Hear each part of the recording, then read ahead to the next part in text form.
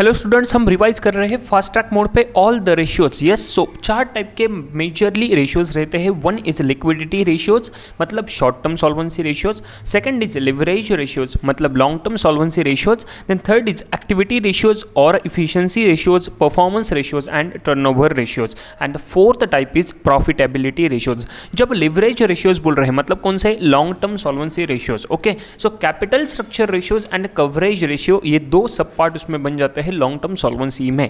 जब मैं बोल रहा हूं प्रॉफिटेबिलिटी रेशियोज, तो प्रॉफिटेबिलिटी मेरी आइदर हो सकती है सेल्स के ऊपर, मतलब रिलेटेड टू सेल्स। आइदर वो हो सकती है कि मुझे टोटल एसेट्स पे, कैपिटल एम्प्लॉयड पे कितना रिटर्न मिल रहा है, मतलब मैं जितना इन्वेस्ट कर रहा हूं बिजनेस में उस पे मुझे कितना रिटर्न मिल रहा है, that is what related to the overall return on investment. And third part हो सकता है profitability based with respect to the owners point of view, मतलब जो जिसका बिजनेस है ओनर्स पॉइंट ऑफ व्यू क्या रिक्वायर्ड रिटर्न है। And the fourth is about the market perspective, valuation के पर्सपेक्टिव एंड इन्वेस्टर जो आपके बिजनेस में पैसा लगा रहे हैं उनके पर्सपेक्टिव से।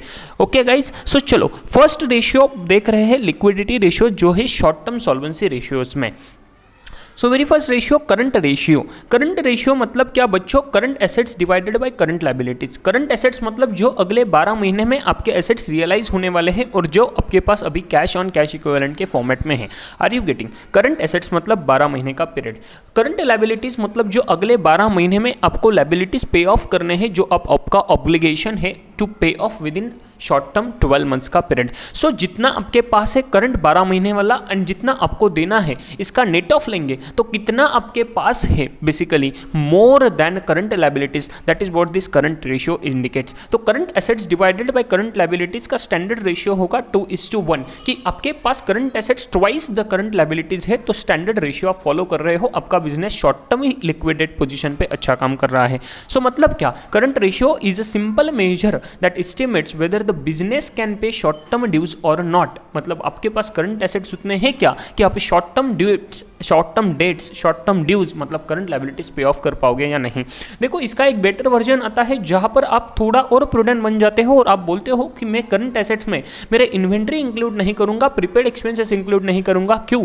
बिकॉज इन्वेंट्री मेरा रियलाइज होगा या नहीं उस वैल्यू पे पता नहीं है, एंड प्रीपेड एक्सपेंसेस तो मैं ऑलरेडी इंकर कर चुका हूं, उससे तो मुझे कुछ कैश फ्लो होने नहीं वाला है mostly. So that's the reason कि मैं करंट एसेट्स में से इन्वेंट्री निकाल रहा हूं, अनप्रीपेड एक्सपेंस निकाल रहा हूं और उसको बना रहा हूं क्विक एसेट्स, मतलब ऐसे एसेट्स जो क्विकली रियलाइज होंगे एंड सिर्फ उसी क्विक एसेट्स का मैं करंट लायबिलिटीज से रेशियो लूंगा तो उसको बोलूंगा quick ratio. Are you getting guys? Acid test ratio, quick ratio, वो इसका स्टैंडर्ड रहता है 1:1 कि आपके पास जितने करंट लायबिलिटीज है आइडियली उतने ही क्विक एसेट्स आपके पास होने चाहिए। सो ये एबिलिटी मेजर करता है कि करंट डेट इमीडिएटली मीट करना है तो कितना एंटिटी का एबिलिटी है। Are you getting? यस। तो नेक्स्ट रेशियो आता है अगेन कैश रेशियो। क्विक का भी मैक्सिमम प्रूडेंट वर्जन, मतलब आपके पास ऐसा कैश में कितना है कि जो एग्जैक्टली कैश में इजीली कन्वर्ट कर पाओगे, एग्जैक्टली तुरंत है आपके पास, that is what your cash and bank balances. And second आता है मार्केटेबल सिक्योरिटीज। यस और नो गाइस? नाम से ही देख लो, कैश रेशियो मतलब cash and bank balances plus marketable securities,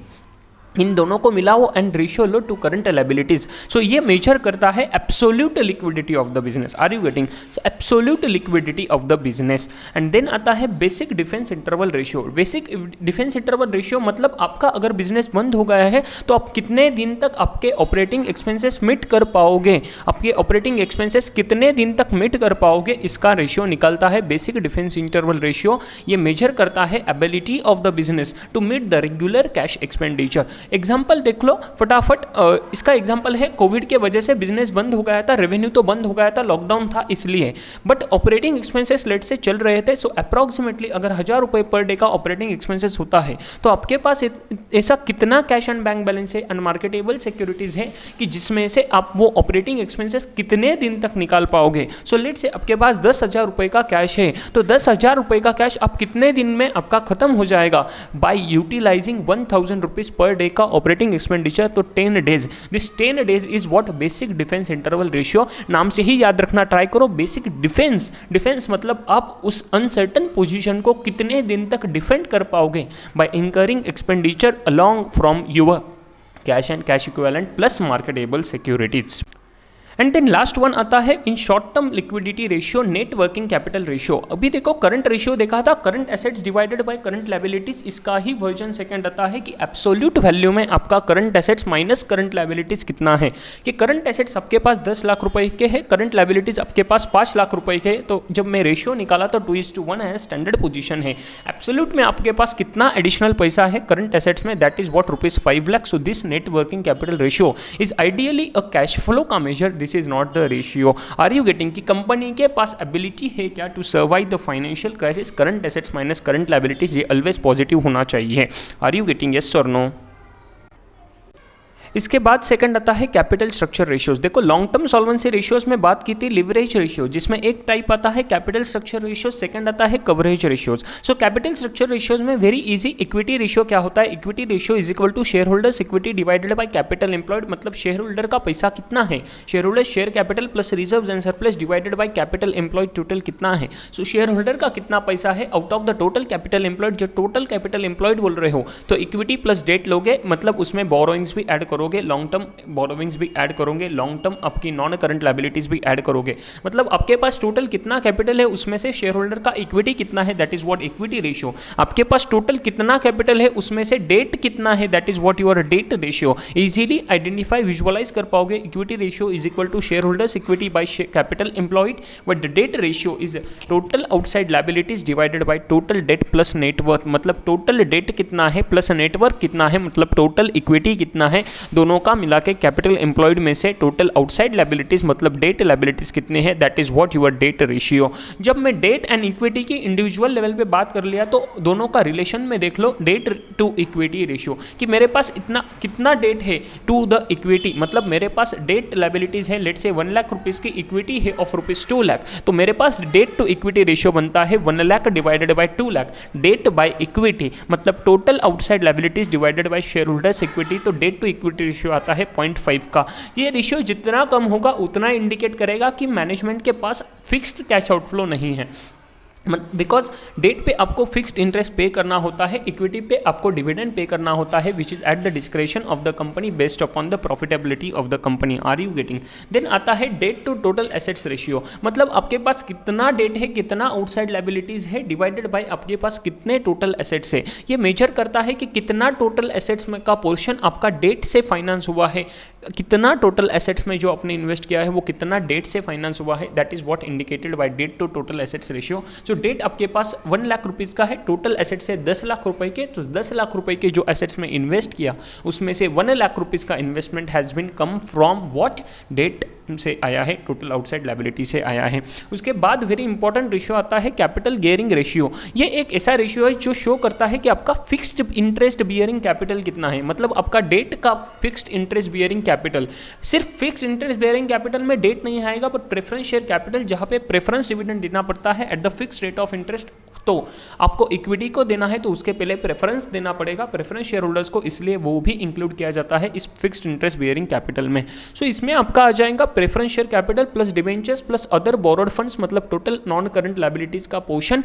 तो ये सबका कैपिटल आउट ऑफ आपके पास कितना टोटल नेटवर्थ है, मतलब equity share capital plus reserves and surplus adjusted by your profit and loss का losses with and as well as the profits. Yes, तो ये टोटल नेटवर्थ में से आपके पास ऐसा कितना कैपिटल है कि जो फिक्स्ड इंटरेस्ट बियरिंग कैपिटल है, मतलब वो देखना है। प्रेफरेंस शेयर कैपिटल 1 लाख रुपए का लेट से, डिवेंचर्स 2 लाख रुपए के, then other borrowed funds around let say 2 lakh रुपए के, तो total fixed interest bearing capital हो गया 5 लाख रुपए का। लेट से आपके पास टोटल इक्विटी शेयर कैपिटल है 10 लाख रुपए का एंड रिजर्व्स एंड सरप्लस है 4 लाख रुपए के, adjusted after the loss of 50,000 rupees. So 10 lakh रुपए प्लस 4 लाख रुपए 14 लाख रुपए minus 50,000 rupees is what your 13,50,000। And आपके पास preference share capital fixed interest bearing capital था 5 लाख रुपीज का, तो 5 lakh divided by 13,50,000 is what's your capital gearing ratios. मतलब इसने क्या इंडिकेट किया, it is the proportion of the fixed interest bearing capital to the equity share holders funds. ये signify करता है कि advantage of the financial leverage to the equity share holder, कि financial leverage का इक्विटी शेयर होल्डर को कितना advantage मिलेगा। Are you getting? Yes. Then आता है प्रोप्राइटरी रेशियो। प्रोप्राइटरी रेशियो मतलब प्रोप्राइटर का कितना फंड है divided by total assets. Proprietor का कितना फंड है डिवाइडेड बाय टोटल एसेट्स, मतलब प्रोपोर्शन ऑफ टोटल एसेट्स कितने प्रोप्राइटर फंड से, शेयर होल्डर के फंड से मीट हुए हैं। लेट्स से 10 लाख रुपए का टोटल एसेट्स है, out of that equity share capital है, प्रोप्राइटर फंड है, plus reserve and surplus equity share holding मिला के आपका आता है लेट्स से 2 लाख रुपए का, सॉरी तो 10 लाख रुपए के टोटल एसेट्स में से 2 लाख रुपए अपने इन्वेस्ट किए हैं from the equity, so that is what your proprietary ratio. So this is what first about your what capital structure ratios out of the leverage ratios, मतलब लॉन्ग टर्म सॉल्वेंसी रेशियोज। इसके बाद आता है आपका coverage ratio.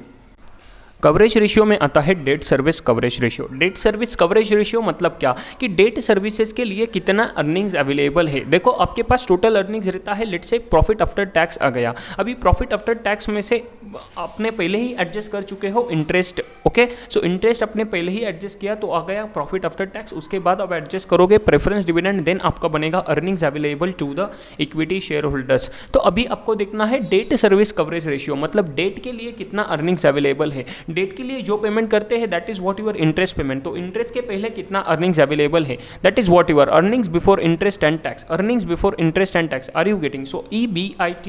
But इसके बाद आपको tax का एडजस्टमेंट करना पड़ेगा, मतलब इंटरेस्ट तो निकाल दो बट टैक्स का पोर्शन भी उसमें इंक्लूड कर दो। सो टैक्स का पोर्शन इंटरेस्ट के बाद निकालना, मतलब earnings before interest and tax plus tax after adjustment of the interest कितना रहेगा, आर यू गेटिंग। ये टोटल आपने देख लिया, डिवाइडेड बाय देखा कि कितना इंटरेस्ट पेमेंट आपको करना है प्लस इंस्टॉलमेंट्स कितना है, दैट इज व्हाट कि आपके पास कितना ऐसा अर्निंग्स अवेलेबल है जिसमें से आप उस ईयर का जितना आउटफ्लो होगा आपके डेट के अगेंस्ट उसके लिए कितना अवेलेबल है। इसका आइडियल रेशियो रहता है मतलब 2 का, मतलब 2 का आइडियल रेशियो इंडिकेट करता है कि आपके पास इतना अर्निंग्स है कि ट्वाइस द आपका लायबिलिटी जितना है उस ईयर का वो मीट कर पाओगे। लेट्स से आपका लायबिलिटी है interest plus during the year principal repayment का ₹1 लाख का, और आपका अर्निंग्स है ₹1,50,000 का, ये तो पोजीशन डिटोरिएट कर रहा है, आइडियल 2 का रेशियो नहीं हुआ। सो मतलब आपका earnings before interest and tax after adjustment of tax आ रहा है 1,50,000, वो आपका होना चाहिए मोर देन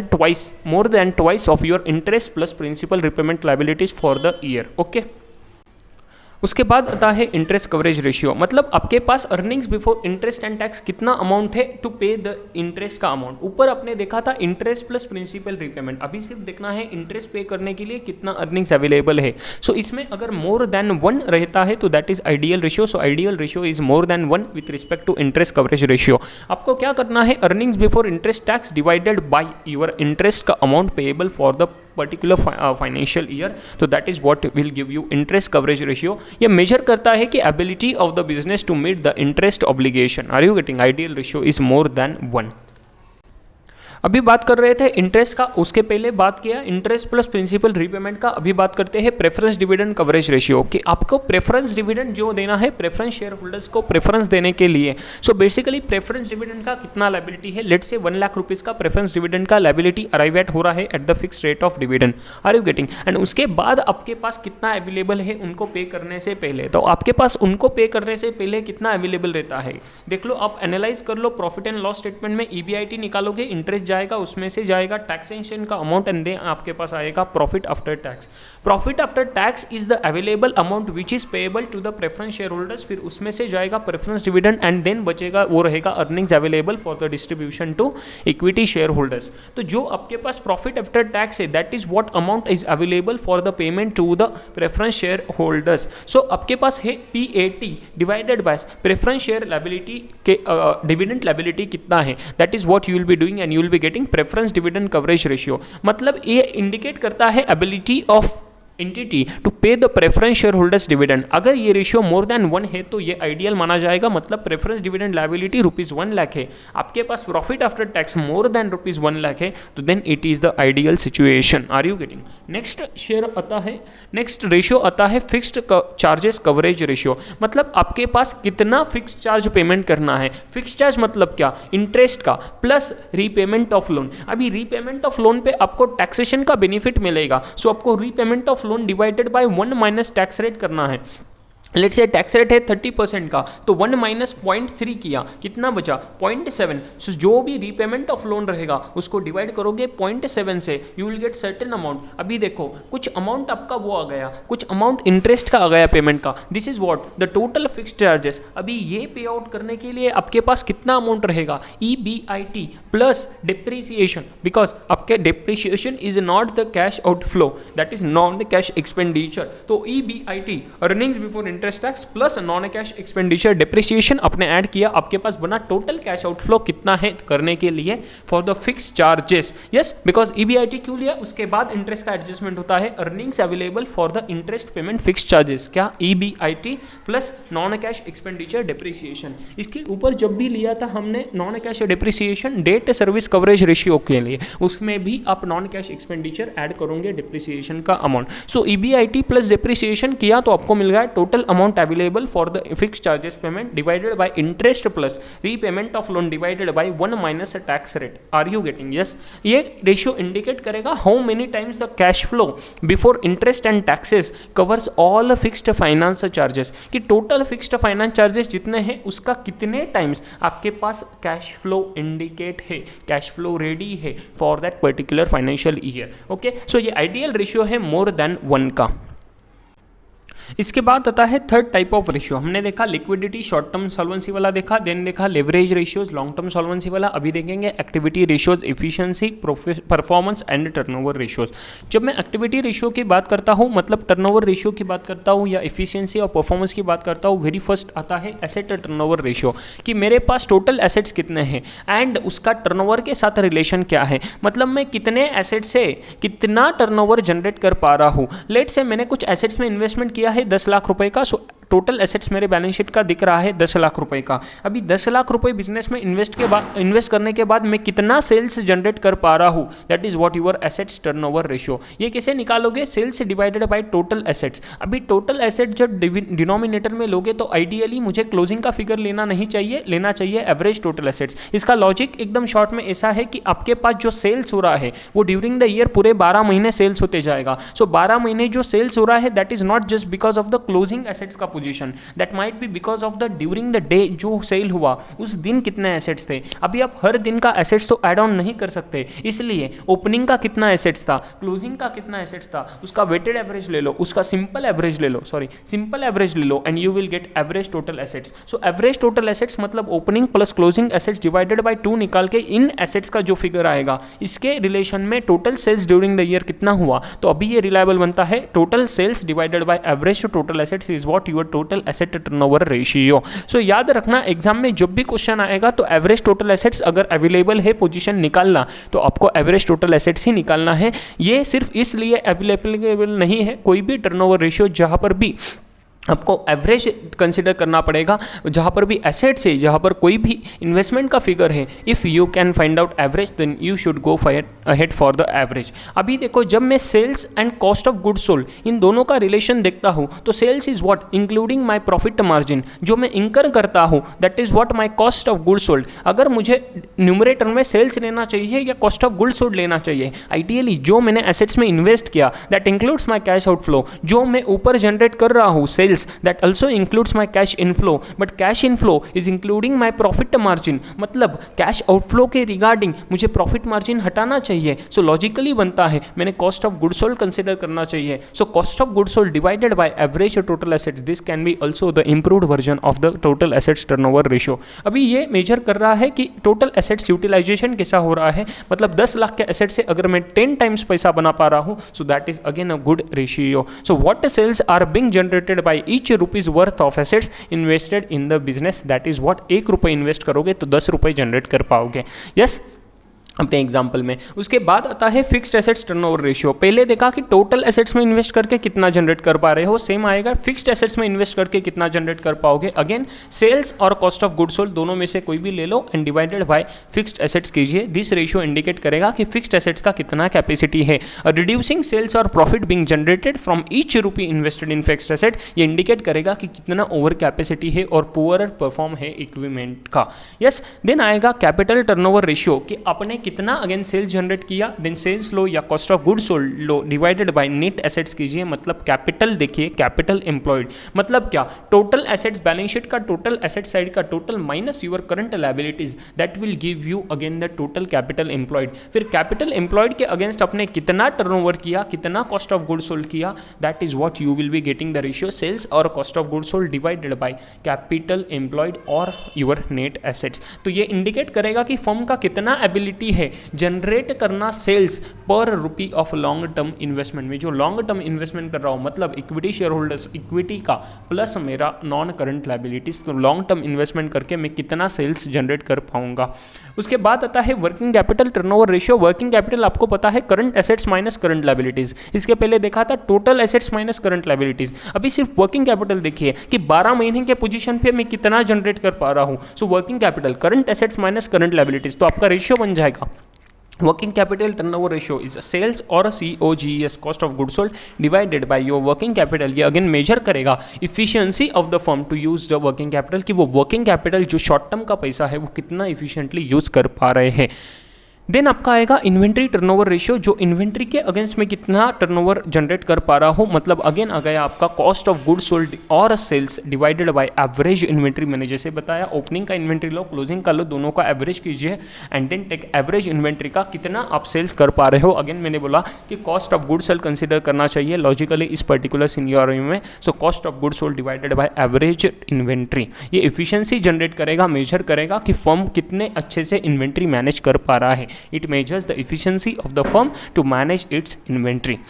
देन आपका आएगा debtors turnover ratio, again easy part है, टर्नओवर कितना जनरेट कर पा रहा हूँ मेरा डेटर्स अकाउंट्स रिसीवेबल के थ्रू। मतलब क्या, अभी यहाँ पे टर्नओवर में मैं कैश सेल्स कंसिडर नहीं करूँगा बिकॉज कैश सेल्स मेरे डेटर्स का पोजीशन नहीं लेते हैं, ओनली क्रेडिट सेल्स जिनको मैंने क्रेडिट पे सेल किया that is only relevant. So total credit sales divided by average accounts receivable, again opening account receivable plus closing divided by 2। So average accounts receivable का credit sales के साथ कितना relation है ये मेजर करेगा कि इफिशिएंसी ऑफ फर्म कि कितना अच्छे से रिसीवेबल मैनेज कर पा रहे हैं। इसका ही इंप्रूव्ड वर्जन बनता है रिसीवेबल्स वेलोसिटी, मतलब डेटर्स का कितने दिन में आप सेल्स का कितने दिन में रिसीव कर पाते हो। सो आपके पास देखना है एवरेज अकाउंट रिसीवेबल्स कितना रहता है। ओपनिंग का था 1 लाख, क्लोजिंग का था 2 lakh, 3 lakh divided by 2 lakh, approximately 1.5 lakh रुपए का रिसीवेबल्स रहता है। अभी 1.5 लाख रुपए के रिसीवेबल्स में ऑन एंड एवरेज आप डेली कितना क्रेडिट सेल्स करते हो। सो लेट से आप 15,000 रुपए का डेली का क्रेडिट सेल्स करते हो। सो मतलब 15,000 रुपए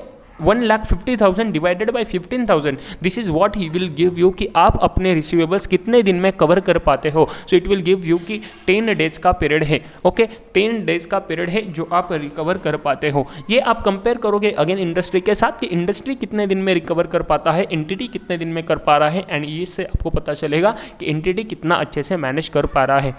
इसका आप ट्रेंड भी देख सकते हो कि पिछले 2-3 साल से ये रेशियो बढ़ रहा है या कम हो रहा है। अगर बढ़ रहा है तो मैनेजमेंट का efficiency of recovering the money from the customers that is losing वो पुअर हो रहा है। ये जितना कम होएगा उतना बेटर होगा बिकॉज उतना लिक्विडिटी देगा फर्म को। जितने कम दिन में आप पैसा रिकवर कर पा रहे हो दैट इज इंडिकेटिंग कि उतने ज़्यादा आपको उस पैसे का यूज करने के लिए, इन्वेस्ट करने के लिए मिल रहा है। Are you getting? देन आता है पेएबल्स टर्नओवर रेशियो। जो डेटर्स टर्नओवर रेशियो का लॉजिक था वही logic exactly with respect to the trade payables ratio. मतलब पेएबल्स मैं कितने दिन में ऑन एन एवरेज पे कर पा रहा हूँ, तो मेरे नेट क्रेडिट परचेसेस कितने हैं divided by average accounts payable. ये अगेन मेजर करेगा velocity of payables payment. And then last part आता है प्रॉफिटेबिलिटी रेशियोज। अभी प्रॉफिटेबिलिटी रेशियोज में हमने बहुत सारी चीज़ें देखी based on sales and many other things. So पहले देख लेते हैं based on sales profitability ratio कौन से होते हैं। वेरी इजी, अब जो वेरी इजी पहले से 11-12 से करते आ रहे हो, gross profit ratio, net profit ratio, कि यहाँ पर ग्रॉस लेवल पे, डायरेक्ट एक्सपेंसेस लेवल पे, डायरेक्ट बिजनेस लेवल पे कितना अर्न कर पा रहे हो, that is your gross profit ratio. Gross profit divided by sales into 100। ये रेशियो बताएगा कि बिजनेस का एबिलिटी कितना है consistently to control its production cost, direct cost, to manage the margins against the directly products. ठीक है, so net profit ratio आता है next, net profit divided by sales into 100। Again easy है कि कितना रिलेशनशिप है नेट प्रॉफिट एंड सेल्स का, ये मार्जिन दिखाएगा आपको। देन आता है ऑपरेटिंग प्रॉफिट रेशियो कि ऑपरेटिंग परफॉर्मेंस बिजनेस का कैसा है, operating profit ratio. So operating profit divided by sales into 100, again very easy thing. Then आता है एक्सपेंस रेशियो।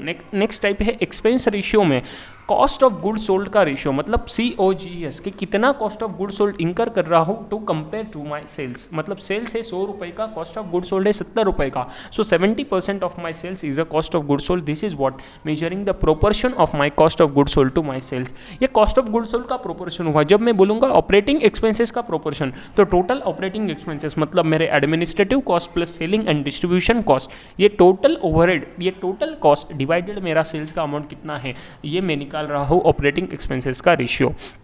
जब मैं बोलता हूँ ऑपरेटिंग रेशियो तो उसमें आता है मेरा cost of good sold plus my operating expenses की operating expenses administrative and selling and distribution including my cost of good sold, ये total cost of good sold plus operating expenses is what your operating cost and that is what to operating cost to my sales is what nothing but your operating ratio. Then आपका आता है financial expense ratio. Financial expenses मतलब आपका interest का cost, तो interest cost financial expenses divided by my sales, तो कितना sales आप इंटरेस्ट कॉस्ट इंकर कर रहे हो that is what it will give you financial expense ratio.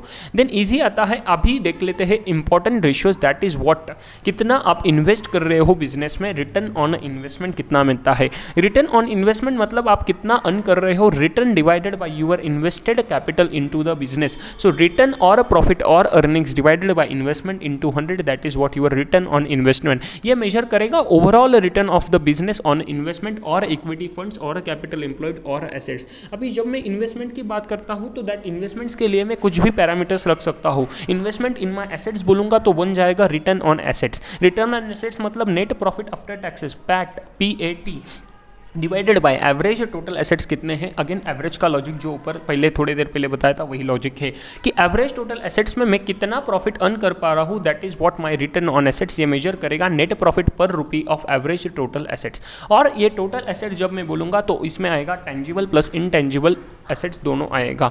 Then मैं बात करूँगा इधर investment through my capital employed कि मैंने कितना कैपिटल एम्प्लॉय किया है। सो कैपिटल एम्प्लॉयड के साथ मैं कितना अर्न कर पा रहा हूँ। अभी लॉजिक देखना, जब मैं एवरेज टोटल एसेट्स की बात कर रहा था तो मैंने न्यूमरेटर में बोला था प्रॉफिट आफ्टर टैक्स, यहाँ पे प्रॉफिट आफ्टर टैक्स नहीं आएगा बिकॉज कैपिटल एम्प्लॉयड में मैं अगर प्री टैक्स बोल रहा हूँ तो प्री टैक्स में मेरा earnings before interest and tax आएगा बिकॉज कैपिटल एम्प्लॉयड का 1% जो आउटफ्लो जा रहा है that is what my interest. So अगर मैं प्री टैक्स बोल रहा हूँ तो मुझे कंसिडर करना है EBIT earnings before interest and tax. तो इंटरेस्ट एंड टैक्स निकालने के पहले कितना अर्निंग्स हुआ था वो देखो एंड टोटल कैपिटल एम्प्लॉयड से उसका ratio low EBIT divided by capital employed. अगर मैं इसको टैक्स के बाद देखूंगा पोस्ट टैक्स देखूंगा तो EBIT into 1 minus T in bracket. Okay, EBIT in bracket 1 minus T, इन दोनों का मल्टीप्लिकेशन किया तो EBIT को टैक्सेशन से एडजस्ट किया, देखा पोस्ट टैक्स EBIT कितना आता है to my capital employed divided by capital employed किया।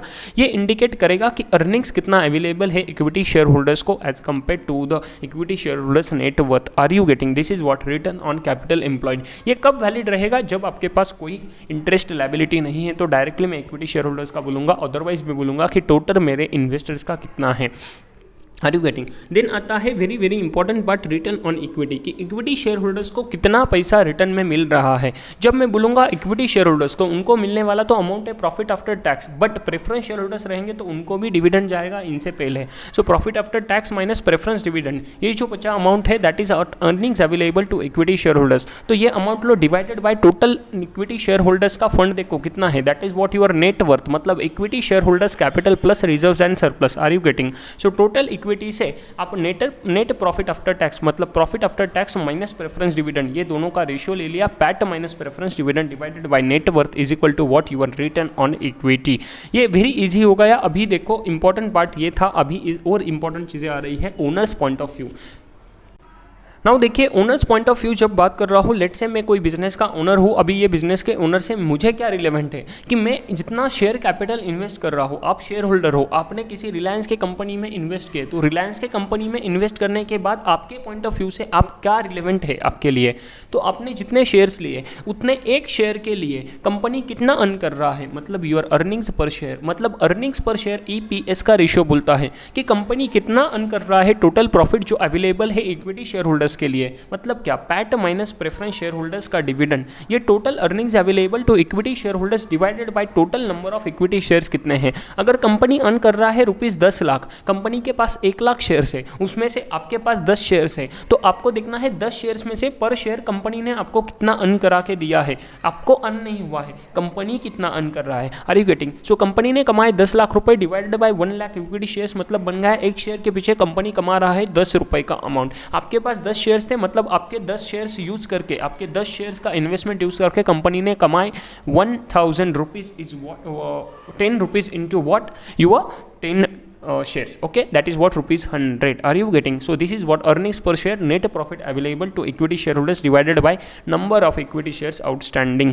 अभी ये मेजर करेगा overall profit generated for each share in existence over a particular period. Okay, इसके बाद आता है डिविडेंड पर शेयर। अभी जितना अर्न किया कंपनी ने, ईपीएस जितना था 10 रुपए का, उसमें से कंपनी ने कितना डिस्ट्रीब्यूट किया आपको as a dividend, this is your earning.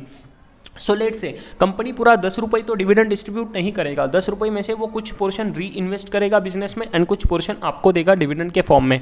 Late से 10 रुपये में से 5 रुपये कंपनी ने आपको रिटर्न कर दिए थ्रू डिविडेंड एंड 5 रुपये री इन्वेस्ट किए, तो आपको कितना रिटर्न हुआ, कितना डिविडेंड मिला, that is what dividend per share divided by कितने डिविडेंड, कितना अमाउंट दिया, that is what your dividend per share. ये कैसे निकालोगे? डिविडेंड का टोटल अमाउंट कितना है, जितना पे किया है सभी शेयर होल्डर्स को, डिवाइडेड बाय टोटल शेयर्स कितने थे। मतलब डिविडेंड अगर दिया है 5 रुपये का, सो 50,000 rupees divided by total 1 lakh shares थे, तो ये आ गया 0.5 रुपीज़। ओके, सो 50,000 नहीं, अपने एग्जांपल में था 5 lakh rupees divided by 1 lakh आएगा, तो 5 रुपीज़ का डिविडेंड पर शेयर आपको मिल रहा है। उसके बाद देखना है डिविडेंड पे आउट रेशियो, जो आपके पर्सपेक्टिव से इंपॉर्टेंट है कि आपको कितना परसेंटेज डिविडेंड मिल रहा है। जितना कंपनी अर्न कर रहा है 10 रुपये, उसमें से कितना पेमेंट किया डिविडेंड का, दैट इज वॉज 5 रुपीज़। मतलब कंपनी 5/10 मतलब 50% का डिविडेंड आपको पे कर रहा है। This is nothing but your dividend pay out ratio, कि out of total earnings how much company is distributing as dividend, that is what your dividend per share divided by earnings per share. आप इसका second बोल सकते हो, इसका पहले version आएगा कि टोटल डिविडेंड का अमाउंट कितना था 5 lakh divided by total earnings available to equity share holder कितना था 10 lakh rupees. This is also nothing but your 0.5 का रेशियो, 50% आपको पेमेंट हो रहा है। ये इंडिकेट करेगा कि कितने percentage EPS paid is what your dividend and dividend retain earnings का। ठीक है, देन आता है profitability ratios related to the market valuation और इन्वेस्टर्स। लास्ट पार्ट आपका आता है जो इन्वेस्टर्स है उनके लिए सबसे इंपॉर्टेंट और क्या रेशियोज हो सकते हैं, that is what price earnings per share ratio, मतलब पीई रेशियो। आपने सुना रहेगा पीई रेशियो मतलब मार्केट में उस शेयर का कितना प्राइस चल रहा है, दैट मार्केट प्राइस पर share divided by earnings per share. अगर मार्केट में प्राइस चल रहा है 100 रुपए का, अर्निंग्स पर शेयर है ₹10 का, मतलब मार्केट में जो भाव है आप 10 रुपए के अर्निंग्स के लिए 100 रुपए पे करने के लिए रेडी हो। Are you getting? This is what at any time PE ratio is an indication of how highly the market rates of a business or value a business has। मतलब बिजनेस के लिए कितना वैल्यू है, business में कितना rate है market में उस पर्टिकुलर बिजनेस का। अगर बिजनेस अर्न कर पा रहा है 10 रुपये, मार्केट में उसका शेयर का प्राइस है 100 रुपये, मतलब 10 रुपये के अर्निंग्स के लिए इन्वेस्टर इज रेडी टू पे ₹100 हर साल का 10 रुपये का earning. This is what your price earning ratio, PE ratio. ये एक बेस्ट व्यू होता है in the context of a sector और a market average to get a feel कि कितना रिलेटिव वैल्यू है। ये यूज़ होता है टू कंपेयर कि हमने ये शेयर परचेस करना चाहिए, इन्वेस्ट करना चाहिए या नहीं करना चाहिए। आज आप देखोगे किसी कंपनी का पी रेशियो अगर 20 का है, मतलब 20 times of earnings they have the market value in of their share. अगर उसी इंडस्ट्री में आपको दिखा कोई कंपनी 15 का पीई पे काम कर रहा है, मतलब उसका मार्केट प्राइस शेयर का है 15 टाइम्स ऑफ देयर अर्निंग्स, तो मतलब कमा तो इंडिविजुअली अगर बेस लेवल लेंगे तो 15 टाइम्स पे ही आपको परचेस करने के लिए बोल रहे हैं। एक पहला वाला कंपनी बोल रहा था कि 20 टाइम्स पे कीजिए हमें, सो आपको इजीली पता चल जाएगा कि जो 15 टाइम्स बोल रहा है उसका हमें अच्छे भाव में मिल रहा है एज कम्पेयर टू पहला। मतलब अगर मुझे पहला वाला शेयर मिल रहा है 100 रुपये में, वो दूसरा शेयर मुझे मिलेगा आइडियली 80 रुपीज़ पे, जब मैं अर्निंग्स उनका सेम करूँगा अप्रॉक्सीमेटली 15 रुपीज़ में मुझे मिलेगा। सो मैं उस शेयर में इन्वेस्ट करूँगा जिसका पीई रेशियो कम है। अभी सिर्फ यही एक पैरामीटर नहीं होता है, there are lot of things are considered for the purpose of investment in equity share, करना चाहिए या नहीं करना चाहिए। बट ये आपको बताता है कि कंपनी का इक्विटी शेयर का वैल्यूएशन कितना ओवर वैल्यूड है या अंडर वैल्यूड है। देन आता है डिविडेंड यील्ड। मैंने देखा था डिविडेंड रेशियो कितना रहता है, डिविडेंड पे आउट रेशियो कितना रहता है। Are you getting?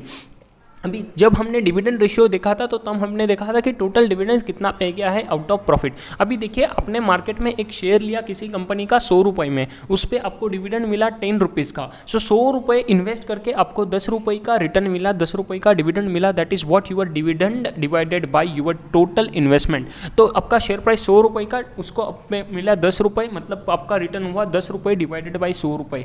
अगर मैं इसमें कैपिटल एप्रिसिएशन जोड़ता हूँ तो मेरा 10 रुपये का डिविडेंड मिलेगा। 100 रुपये का शेयर आज ट्रेड कर रहा है 120 रुपये पे, तो 120 रुपये पे जो ट्रेड कर रहा है उसमें मुझे 20 रुपीज़ का कैपिटल एप्रिसिएशन भी होता है। तो मुझे 10 रुपये तो मिल गए प्लस 20 रुपये मिले, 30 रुपये का टोटल रिटर्न हुआ divided by what your initial share price, that is what ₹100। अभी यहाँ पे अगर मैं ऐड कर रहा हूँ एप्रिसिएशन, तो अगर शेयर का वैल्यू 100 रुपये से 90 रुपये हो रहा है तो डेफिनेटली मैं लेस भी करूँगा। 10 रुपये का डिविडेंड माइनस 10 रुपये का डिक्लाइन इन वैल्यू, मतलब मुझे कुछ भी नहीं मिल रहा है आइडियली, बिकॉज मेरे शेयर का भाव जो 100 रुपये में मैंने इन्वेस्ट किया था वो 90 रुपये हो गया। सो मुझे कुछ भी नहीं मिल रहा है, 0% रिटर्न। Are you getting? तो इसका एक सेकंड वर्जन आता है, मैं सिर्फ डिविडेंड कंसीडर करूंगा या डिविडेंड प्लस कैपिटल एप्रिसिएशन करूंगा। आइडियली डिविडेंड यील्ड बोलता है कि सिर्फ डिविडेंड कंसीडर करोगे। जब आप बोलोगे अर्निंग्स यील्ड, तो आप बोलोगे अर्निंग्स कितना कमा रहा है company to your market price. जब आप बोलोगे आपके अर्निंग का यील्ड कि इक्विटी शेयर होल्डर के लिए रिटर्न कितना मिला है, सो आपका टोटल इन्वेस्टमेंट पे रिटर्न जो हुआ, that is what investment into that particular share के लिए कितना कैपिटल एप्रिसिएशन हुआ प्लस डिविडेंड, मतलब आपको कितना टोटल रिटर्न मिला। सो सिर्फ आपको डिविडेंड कंसीडर करना है तो dividend per share divided by market price पर शेयर आएगा, एंड देन 10 रुपये के डिविडेंड के पीछे आपको 100 रुपये का इन्वेस्टमेंट करना पड़ा था, तो 10% will be your dividend yield का परसेंटेज। देन अर्निंग्स यील्ड मैंने आपको बताया, earnings per share divided by market price की 10 रुपये का अर्निंग्स पर शेयर है, मार्केट प्राइस 100 रुपये का है, अगेन आएगा 10% का अर्निंग्स यील्ड का रेशियो। देन हम बात करते हैं market value divided by book value per share, कि मार्केट में वो शेयर का रेट है 100 रुपीज़, उनका बुक वैल्यू कितना है। Book value is nothing but आपका टोटल एसेट्स, नेट एसेट्स कितने हैं कंपनी के पास। सो बैलेंस शीट देखिए, बैलेंस शीट में टोटल एसेट्स का टोटल है 10 लाख रुपए, उनके पास करंट लायबिलिटीज है 2 लाख रुपए के, मतलब अप्रोक्सीमेटली उनके पास total net capital, net assets कितने हैं, 10 लाख माइनस 2 लाख 8 लाख रुपए।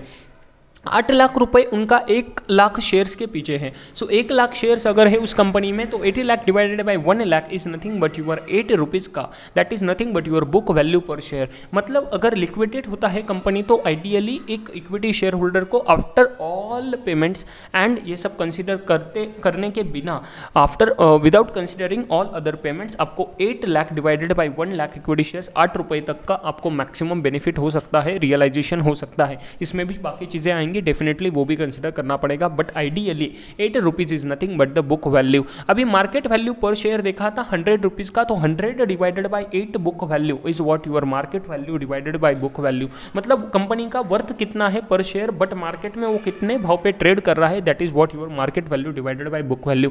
एंड लास्ट रेशियो आता है Q ratio. Q ratio is nothing but your market value of equity and liabilities divided by estimated replacement of cost of assets. मतलब आप assets पे कितना replacement का कॉस्ट होगा, वो एस्टिमेशन कॉस्ट का रेशियो ले रहे हो with respect to your market value of equity and liabilities. ये मेजर करेगा market value of equity as well as a debt in comparison to all assets at their replacement cost. तो इस तरह से आपके सभी रेशियोज यहाँ पे खत्म होते हैं। अगर आपको कुछ क्वेरीज है तो आप डेफिनेटली मुझे पूछ सकते हो, आप मेल कर सकते हो ca.sagarkaset@gmail.com पे। Your queries will be definitely answered as soon as possible. इसके बाद आप अपने शेयर्स दोस्तों के साथ शेयर कीजिए ये particular Telegram channel if you really find कि ये वर्थ है, एंड इसके साथ ही not just students but everybody other, कि जिनको भी उनका knowledge technical and non technical ground पे भी इंप्रूव करना है with respect to entrepreneurship, finance, audit, costing, lot of things. We will be there and we will be launching very new things for their benefits, for everyone's benefits. Thanks a lot guys for listening this particular audio note. Thanks a lot. Bye bye.